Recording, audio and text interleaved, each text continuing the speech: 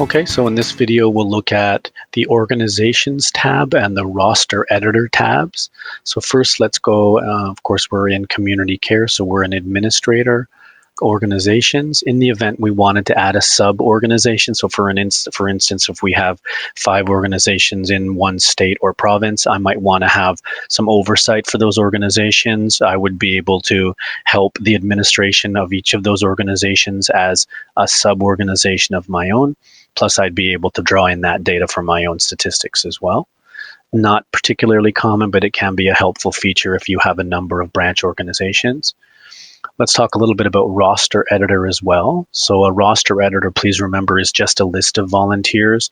I can delete a roster at any time. It doesn't change the number of volunteers in my organization. Think of it as a sticky note you just rip off and then you can start fresh.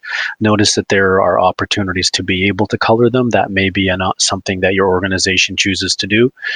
You could organize them in pairs or whatever. It's completely up to the organization as to how to do that. So let's actually create a new roster. Imagine we have a new program.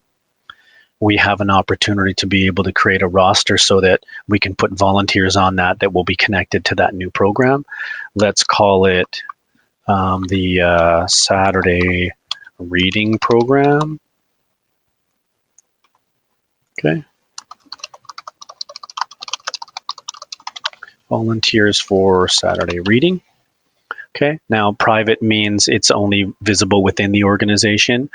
In the future that may change, but right now it's private to our organization only. And down here is keywords. So we noticed on the last screen there were several rosters to choose from.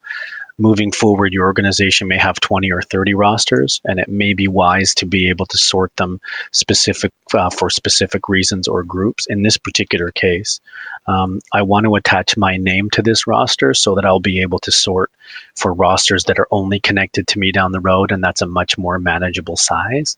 So let's go ahead. If I wanted to set a color, I can do that here, but let's go ahead and create that roster. So now you can see we have a new roster called Saturday Reading. Of course, there's no one in that roster yet, and that's the next video about how to go ahead and put volunteers on a roster.